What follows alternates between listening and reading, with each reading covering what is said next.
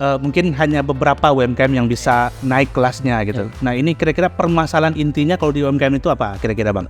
Satu gini ya, kalau untuk memulai usaha sekarang dengan adanya TikTok ini sebenarnya memudahkan UMKM untuk bagaimana untuk bisa menjangkau pasar yang lebih luas. Nah, maksudnya kalau dia ya, mestinya nggak semua lah. Bisnis kosmetik itu kan ya lumayan inilah ya marginnya ya. Tapi nggak ada Lumayan besar Bang tadi.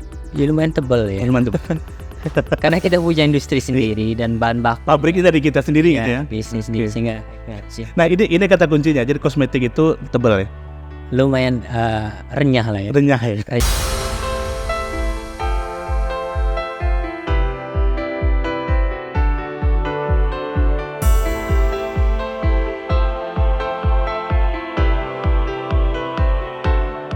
Bismillahirrahmanirrahim. Assalamualaikum warahmatullahi wabarakatuh. Kembali bertemu dalam podcast Pojok Literasi Syariah. Hari ini kita kehadiran tamu istimewa, pengusaha nasional, pengusaha muda nasional yang ternyata asalnya dari Minangkabau. Nah ini kita akan membahas beberapa hal, trik dan tips-tips untuk bisa menjadi pengusaha. Dan juga nanti bagaimana pengembangan UMKM tentunya. Karena beliau sedang concern di bidang UMKM dan juga membina beberapa usaha-usaha kecil yang ada di Indonesia mungkin khususnya ini. Baik, hadir bersama kita Bang Tony ya, Bang Tony Firmansyah. Beliau owner dari SR12. Yeah. Baik, ini pertanyaan pertama nih Bang Tony. SR12 ini kan merupakan produk kecantikan. Jadi kita masuk ke SR12-nya dulu karena usaha beliau yang memang mayoritas sekarang besar itu di kosmetik dan juga make up. Nah, SR12 ini produk kecantikan yang menggunakan bahan-bahan herbal. Nah, sebagai bahan utamanya ternyata SR12 ini sudah memiliki 80.000 mitra, 500 distributor di seluruh Indonesia. Ini cukup fantastis ini Bang Tony. Ini apa kira-kira Bang Tony kiat sukses dari SR12 ini bisa merambah dunia kecantikan di Indonesia ini? Mungkin ya kalau dilihat ya ada 80.000 mitra. Ini proses ya pengen. Seperti SR12 ini bisnisnya pemberdayaan ya. Jadi kita itu bukan mengusung hanya jualan saja ya. Jualan saja terus mendapatkan uang.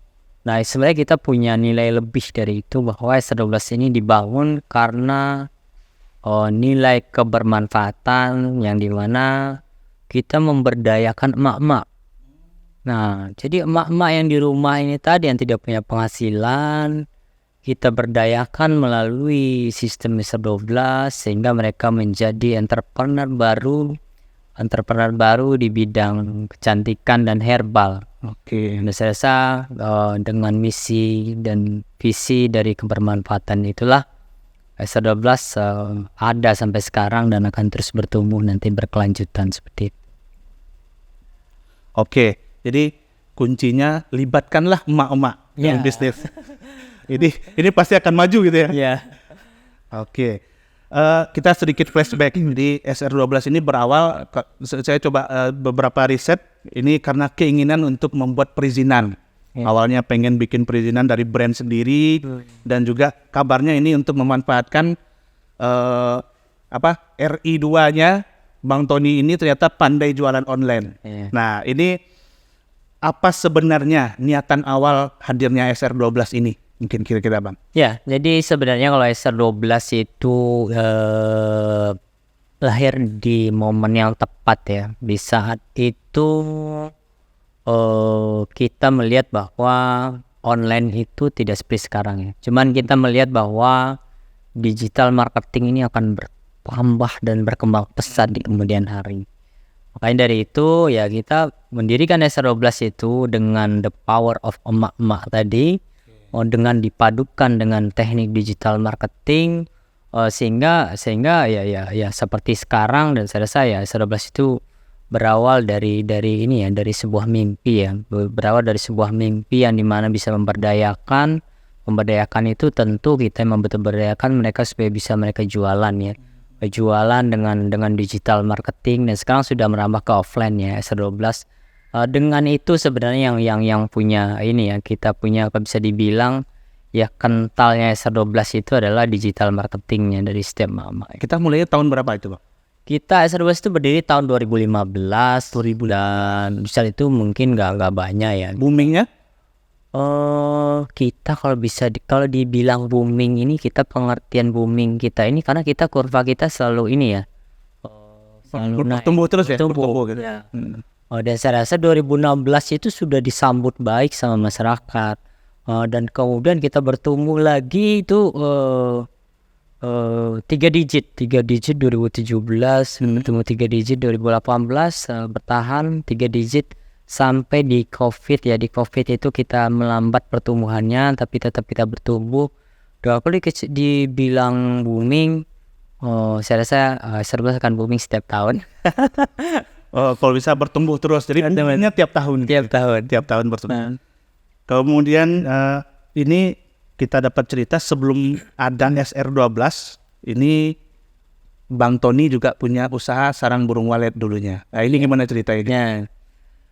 Ini ya, mungkin kalau bisa dibilang emang saya suka sekali mendagang ya. Jadi saat itu kalau nggak salah itu saya mulai di kuliah ya. Kalau di SMA ya, SMA itu bapak punya ini ya, punya gedung walet, dan Orang tua punya ya, walet. walet. Dan saya ikut lah karena saya hobi lah ngelihat bagaimana cara walet ini bertelur, bagaimana beranak, dan saya ikut menjual sarang burung walet itu sebelum SR12 ini ya. Itu sampai ke Surabaya dan diekspor ke luar negeri. Itu usaha kita dulu sih. Ini sarang burung waletnya di Tapan? Di Tapan. Di Tapan ya. Oke, jadi ternyata beliau aslinya di Tapan. Saya Tapan, Pesisir Selatan. Mulai merantau itu tahun berapa, Bang Tony? Jadi sama kayak orang-orang yang di Sumatera Barat kayak khususnya, bahwa ya orang-orang kampung lah. Kalau di kampung saya itu kan tidak ini ya, kebanyakan orang kalau tamat SMA itu mereka pada ngerantau. Nah, saya salah satu orang dari sekian banyak lulusan SMA yang punya keinginan untuk merantau ya, dan sukses di kampung orang.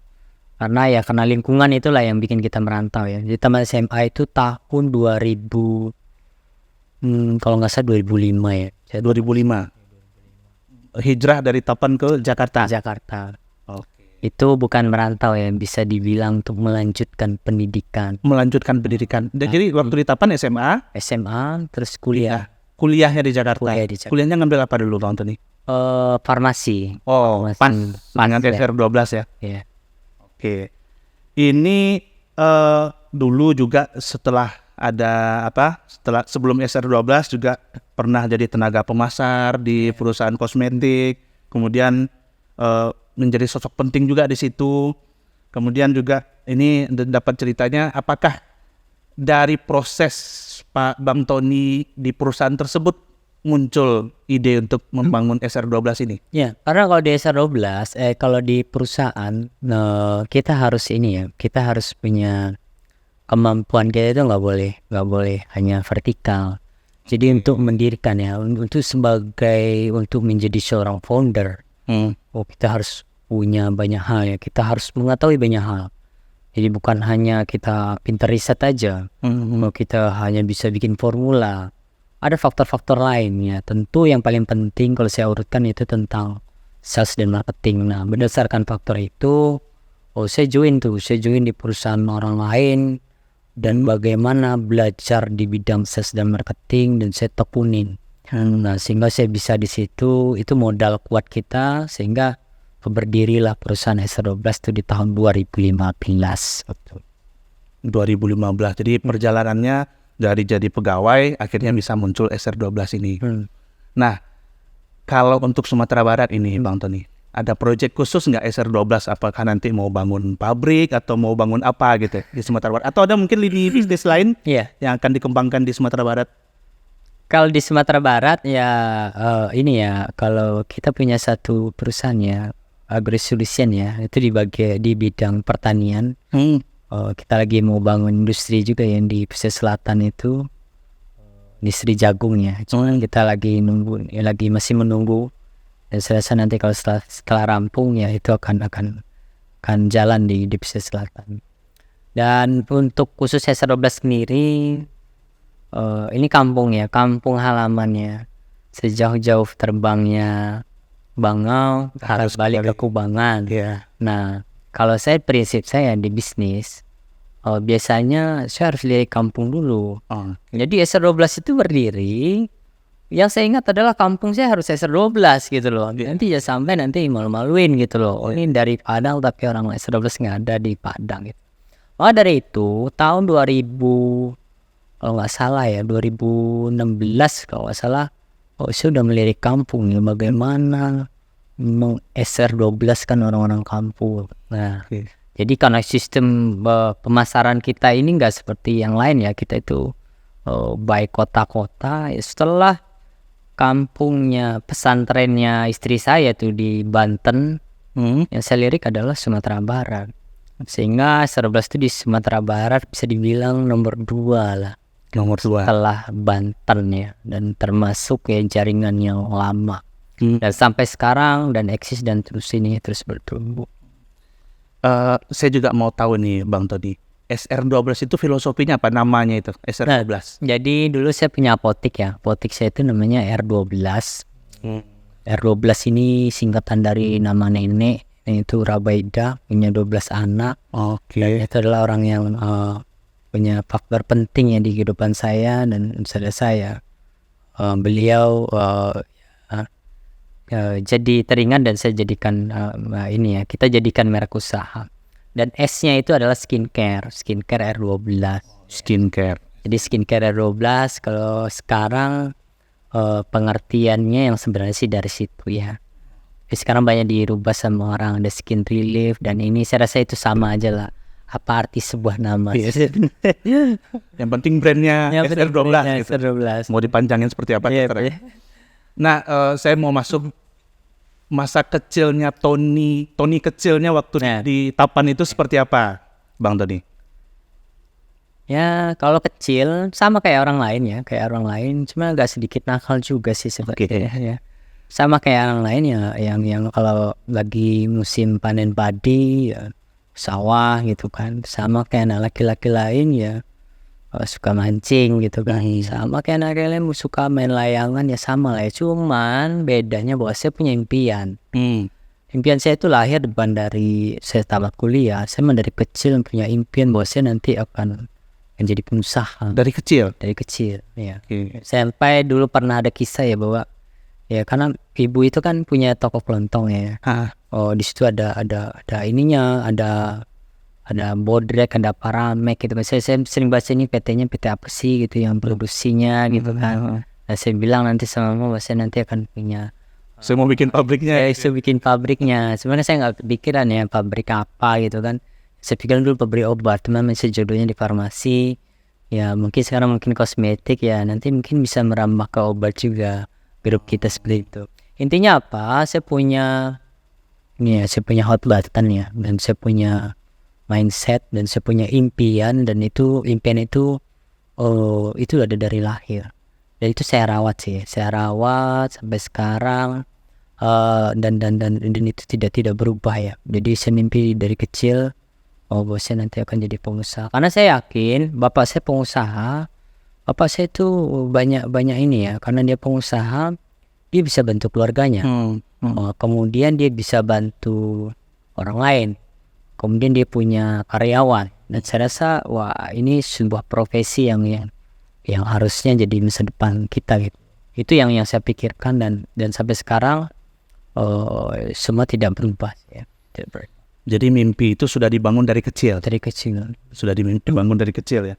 Nah, sekarang Bang Tony itu juga ditunjuk oleh pimpinan pusat Muhammadiyah sebagai ketua lembaga UMKM. Nah, ini sejauh mana gerakan-gerakan yang sudah dilakukan terkait dengan UMKM di Indonesia ini, Bang Tony? Ya, ini saya dilantik itu kalau nggak salah, dilantik ya mungkin beberapa bulan yang lalu atau 6 bulan atau ini ya.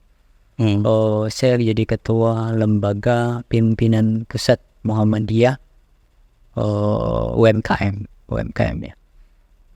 Itu kalau sekarang ya kita masih ini ya, kita masih saya udah beberapa juga sih kita bikin serikat usaha Muhammadiyah, itu juga kita bikin. Dan sebenarnya ya target kita nanti di UMKM ini bisa menaikkan kelas UMKM. Yang tadinya kelas UMKM, kemudian kita bisa naikkan menjadi middle class nih, dan udah menjadi pengusaha yang level menengah. Kemudian ya mungkin next stepnya dia bisa mungkin di IPO kan menjadi pengusaha-pengusaha besar, sehingga nanti banyak pengusaha UMKM Muhammadiyah next ke depannya menjadi pengusaha besar di Indonesia. Itu ya. Cuman ini kan tahapan proses yang sangat panjang ya. Saya rasa ya karena kita punya tujuan yang ini ya, yang jelas, saya akan lalui ini nanti sampai ke depannya seperti itu. Nah, kita kan memang tadi ada bagaimana cara meningkatkan UMKM jadi naik kelas, UMKM berdaya dan segala macam. Kan banyak program-program yang sudah ditawarkan oleh pemerintah dan juga lembaga-lembaga. Tapi sampai sekarang kan mungkin hanya beberapa UMKM yang bisa naik kelasnya gitu. Nah, ini kira-kira permasalahan intinya kalau di UMKM itu apa kira-kira, Bang? Satu gini ya, kalau untuk memulai usaha kita harus tahu bahwa kita yang menyesuaikan pasar. Nah, nih Kita yang menyesuaikan pasar ya. Jangan kita bikin usaha dulu baru kita cari pasar. Nah, itu salah satu dari permasalahan UMKM kita, bahwa ya kepastian pasar. Kepastian pasar, contoh mereka punya jualan ini, ternyata demandnya nggak cukup kuat untuk mengcover, atau mungkin dia kebanyakan kompetitornya udah banyak, cuman ya demandnya juga nggak ini, sehingga ya ini jadi banyak masalah. Jadi kepastian pasar itu penting. Jadi salah satu itu faktor yang pertama adalah mereka harus paham dulu nih kebutuhan pasarnya. Kemudian ya tentu analisa kompetitor ya. Jadi kalau kita bikin ya, jadi pasar itu tetap. Kalau kita ibaratkan kue nih, pasar 100% nih demand dari pasar ini, kompetitor mana nih market leadernya. Misalnya yang ini ada sekitar 30% dipegang sama A, kemudian ini dipegang B, ini 20%. Nah, ini kita di mana gitu. Nah, jadi kita harus paham kompetitor di mana, kita di mana, dan mereka sudah sejauh apa, dan kita sedang di mana, dan apa yang kita lakukan untuk setidaknya mengambil kue ini nih, memperbesar pasar kita. Nah, itu UMKM juga. Nah, dalam itu, satu masalah itu, kita di Muhammadiyah sendiri pun nanti kita akan lakukan pemberdayaan. Jadi kita akan bekali mereka bahwa untuk bagaimana menganalisa pasar. Nah, setelah mereka paham, jadi kalau zaman dulu ya, kalau orang mau perang, dia harus tahu dulu nih medannya seperti apa, siapa lawannya, berapa kita punya pasukan, kemudian berapa perbekalan kita, apakah target kita mau menang, apa mau hanya bertahan. Nah, sebenarnya usaha juga seperti itu. Jadi UMKM kita itu butuh namanya bimbingan, dan kemudian bimbingan itu sehingga dia bisa membuka cakrawala bisnisnya kemana arah yang mereka akan lakukan nanti di 1 tahun, 1 tahun ke depan, kemudian di tahun kedua, di tahun ketiga, di tahun keempat, mereka harus punya roadmap. Nah, inilah yang saya rasa di PP Muhammadiyah ya, di lembaga kita akan lakukan pemberdayaan seperti itu, dan seperti bisnis kita ya, bisnis kita juga kita lakukan seperti itu. Jadi membangun bisnis UMKM pun ada analisanya. Jangan ujuk-ujuk bikin aja gitu. Bikin ya, betul. Nah, ini sekarang kan ada TikTok Live, Shopee Live dan segala macamnya. Nah, ini menurut Bang Tony ini ancamankah bagi UMKM kita? Oh tidak, itu opportunity sih sebenarnya. Itu opportunity ya. Ini bukan ancaman, karena saya melihat bahwa ini media ini kan selalu berubah nih. Yang kita kenal dulu sekarang TikTok ya. Kalau dulu di saat saya dulu namanya Facebook. Ada dulu namanya BlackBerry ya. BlackBerry kita tukar pin, sih jualan di situ. Kemudian Facebook sih jualan di situ, Pak. Sekarang mungkin ada Facebook sponsor namanya, itu bisa ngambil data, kita bisa jualan. Dulu saya bisa mengolah secara organik. Nah, sekarang dengan adanya TikTok ini sebenarnya memudahkan UMKM untuk bagaimana untuk bisa menjangkau pasar yang lebih luas. Nah, maksud saya itu teknik jualan itu kan ada offline, ada online. Offline kita buka lapak, Pak. Yang orang tahu mungkin lokal.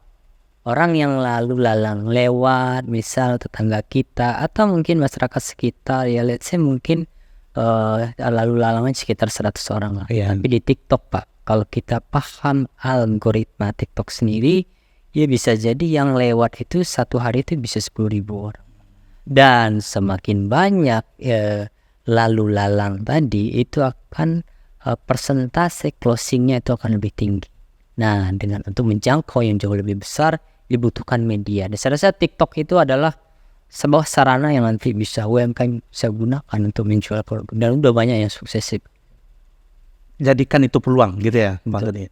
Nah, sekarang selain SR12, Bang Tony punya lini bisnis lain kah yang sekarang sedang dijalankan gitu, Bang Tony? Kita banyak di ini ya, kita di industri, kita juga punya 4 industri. Kita punya IT ya, kita IT solution, dan kita punya e-commerce. Di beberapa IT kita juga menggarap proyek-proyek strategik pemerintah juga ya. Kemudian kita punya e-commerce kita ada retail dan ada wholesale. Dan itu ini bukan e-commerce bakar-bakar duit ya Pak ya. Ini e-commerce beneran. Beda dengan yang bakar duit ya. Ya ini profitable lah. Nah, ya. Kemudian kita punya peternakan, kita juga punya peternakan. Semua sebenarnya terkoneksi ya. Semua terkoneksi di satu holding ya. Jadi bisnis ini bersinergi dengan ini dan secara mereka terkoneksi. Ada yang tidak terkoneksi, cuman di 5 tahun sampai 10 tahun lagi itu akan terkoneksi satu arah. Sebenarnya saya lagi membuat puzzle bisnis ya. Puzzle bisnis itu yang dimana saya bikin di sini, nanti ini akan ketemunya di sini. Jadi mereka ini akan menggabungkan kekuatannya di kemudian hari. Nah ini bukan yang seperti yang dipikirkan bahwa wah ini Pak tahun ini pasti punya kapital ya. Bukan. Jadi saya rasa ini bisnis yang dimana nanti untuk manfaat orang banyak karena sesuai dengan kita punya visi bahwa kita untuk bermanfaat. Bagaimana bermanfaat untuk orang lain? Untuk orang lain ya. Jadi sih kita juga seperti itu ya. Jadi kita pakai bisnis yang dimana itu untuk manfaat untuk orang banyak seperti itu. Nah, yang mau saya tanyakan lagi, bagaimana cara memanajemen yang sebanyak itu, Bang Tony? Oh, sebenarnya ya kita hanya butuh satu orang ya. Hanya butuh satu orang? Satu perusahaan satu orang. Oke. Ya, kita punya perusahaan A namanya, atau kita bisa bilang Sinar 12 lah ya. Saya butuh satu direktur.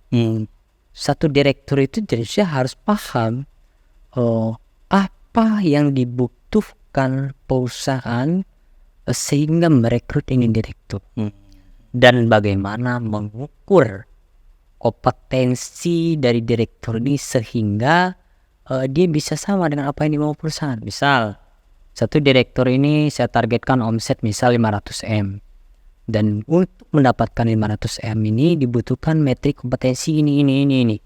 Dan targetnya 3 bulan, 6 bulan, 12 bulan, atau 1 tahun, atau 2 tahun. Saya udah punya ini. Saya udah punya standar dan tujuan yang jelas. Nah orangnya ini, cocoknya ini. Jadi tinggal pantau Pak. Tinggal pantau setiap bulan, saya baca laporan keuangan. Karena udah kebiasaan baca laporan keuangan. Tetap harus ada pemantauan gitu ya? Iya, pasti. Jadi kita punya namanya CRM ya. CRM itu sebuah sistem yang dimana daily activity dari setiap departemen divisi kita itu ada. Terkait dengan lemburnya dia, asis itu semua ada activity di situ. Jadi enggak mesti kita tanya ini enggak. Jadi udah activity-nya termasuk laporan keuangan itu daily kita ada. Sehingga kita lihat tuh, kalau di laporan kan tercermin semuanya ya, apa yang ada di perusahaan. Ini masalahnya di mana, apakah distribusinya lagi besar, ini itu semuanya ada. Jadi sehingga dengan tercerminnya itu satu direktur itu, kalau kita punya 9, kita punya misal 8 direktur. 8 direktur ini kita nggak usah pikirin Pak, kita lihat aja progresnya. Nah kalau tidak sesuai dengan progres, baru ini adalah masalah kita panggil Pak. Ya mau nanti kita punya 100 perusahaan atau 200 perusahaan, saya rasa ya itu sistem sudah mulai bekerja seperti itu. sistem bekerja, Ya. dipantau, jadi akhirnya bisa berjalan maksimal. Gitu. Ya tapi itu nggak semudah ini ya. Ya itu proses ya. Jadi untuk settle manajemen yang settle itu nggak itu mustahil orang bisa lakukan 1 tahun 2 tahun. Jadi Ada proses proses 6 panjang tahun itu. 7 tahun 8 tahun itu panjang sekali lah prosesnya, sehingga kita bisa bikin sebuah sistem ya, sistem itu yang kita bisa lihat bagaimana progres dari perusahaan-perusahaan. Nah, bisnis besar, usaha, UMKM dan segala macamnya pasti tentunya ini akan identik dengan perbankan. Ya. Nah, kita kan di pojok literasi syariah ini, Bang Tony. Jadi ini memang kita dalam rangka mengedukasi dan juga memberikan literasi kepada masyarakat terkait dengan penggunaan bank syariah dan juga bagaimana ekonomi syariah itu bisa meningkat. Nah, kalau menurut Bang Tony, saya bisa memastikan ini kalau dari profil Bang Tony pastinya ini menggunakan bank syariah tentunya. Pasti. Kira-kira apa kelebihan bank syariah kalau yang Bang Tony lihat? Kalau saya ngelihat bahwa ya bank syariah ini tentu dengan adanya bank syariah ini, saya ngelihat ini kan tentang uang yang kita ini ya, uang yang kita pinjam ini bisnisnya ini mau di kemana gitu. Nah dengan bank syariah ini kita yakin bahwa bisnisnya digunakan untuk ini ya, untuk bisnis-bisnis yang baik gitu loh, baik seperti kalau yang ada mungkin yang Pembiayaannya kepada hal-hal yang tidak sesuai, yang sesuai dengan syariah. yang sesuai dengan syariah. Nah sampai sekarang ya kita bank untuk pembiayaan kita pakai syariah ya. Dan saya rasa ya keunggulan dari bank syariah itu saya rasa ya perputaran uang syariah ini tentu untuk bisnis-bisnis yang sesuai dengan syariah. Seperti itu ya. Baik. Bank Nagari, kita kan juga punya unit usaha syariah yang juga mengembangkan, kita masuk juga ke UMKM dalam bentuk KUR dan pembiayaan lainnya. Nah ini kira-kira program-program ini apakah bisa bermanfaatkah menurut Bang Tony ini untuk UMKM kita ini? Sangat ya. Jadi perbankan ini jadi gini ya. Jadi kalau orang punya perencanaan, terus dia punya ini ya actionnya, plannya, dan tapi dia nggak punya uang, susah juga Pak. Ya. Nah di sini kita ada kelompok tani kita ya. Itu juga butuh pembiayaan. Pembiayaan itulah yang sebenarnya ya kalau mereka bisa maksimalkan dengan baik, ya saya rasa itu bisa memacu sekali, itu memacu untuk UMKM untuk tumbuh. Ya maksudnya kalau dia ya mestinya nggak semua lah, bisnis kosmetik itu kan ya lumayan inilah ya marginnya ya, tapi nggak ada sesuatu lumayan besar Bang tadi. Ya lumayan tebal ya. Lumayan tebal. Karena kita punya industri sendiri dan bahan baku. Pabrik kita di kita sendiri gitu ya. Bisnis sehingga margin. Nah ini kata kuncinya. Jadi kosmetik itu tebal ya. Lumayan renyah lah ya. Renyah. Dagingnya kan.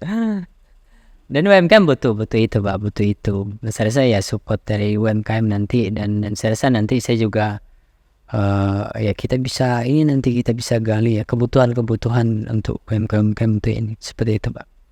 Ya jadi Bank Nagari punya program nanti mungkin ada nggak kira-kira yang bisa dikolaborasikan dengan Bank Nagari tentunya nanti Bang Tony. Kalau melalui lembaga UMKM ya mungkin bisa Pak ya. Tapi kalau nanti gerak 12 ya Pak, saya punya gerakan saya 12 itu gerakan ekonomi rakyat. Yang dimana kita setiap kecamatan nanti ya kita berdayakan sesuai dengan kondisi geografis dan tata letaknya. Jadi nggak semua kecamatan dan kabupaten itu punya potensi yang sama. Gerak 12 ini ekonomi kerakyatan ini mereka adalah UMKM. Dan saya udah lakukan itu di Bogor, dan itu udah sukses, dan itu udah berjalan. Dan ini akan ini nanti saya rasa ya kolaborasi antara grup kita, perusahaan ya, holding kita, terus organisasi kita, kemudian secara besar mungkin Muhammadiyah.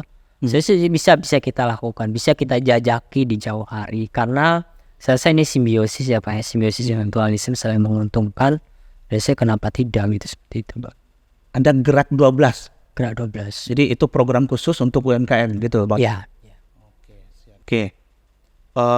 Bagaimana triknya dari mimpi tadi bisa menjadi pengusaha itu? Apa yang harus dikelola? Apakah ada dikelola pikirankah, semangatkah, atau apa kira-kira Bang Tony? Ya, itu pola pikir ya. Kalau saya rasa mungkin sama ya, kayak pendirinya Facebook ya, terus Microsoft. Mereka bermimpi untuk orang lain. Jadi mereka bagaimana menjadi solusi buat orang lain. Oke. Bisa juga seperti itu. Jadi kalau mau besar, cuman kalau mimpinya mau jadi punya Pajero, punya Lamborghini, nggak usah jadi pengusaha besar. Oke. Ya saya rasa itu cukup di menengah aja. Kalau hanya sebatas itu Iya, gitu. iya. Tapi mau jadi pengusaha besar, mimpinya jangan kayak gitu. Mimpinya harus untuk orang lain. Oke. Bagaimana nanti orang lain bisa sukses? Bagaimana nanti mungkin di Indonesia dengan adanya kita itu menjadi solusi buat orang banyak.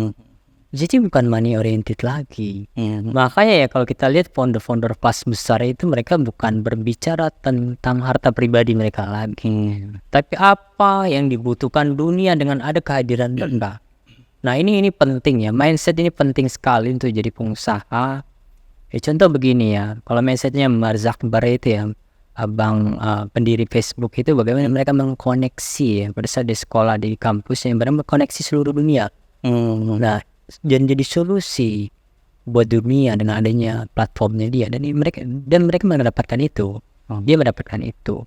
Nah jadi kalau pesannya mungkin nanti buat pengusaha-pengusaha ini ya muda, pengusaha-pengusaha awal bermimpi untuk orang lain, untuk menjadi solusi buat orang lain.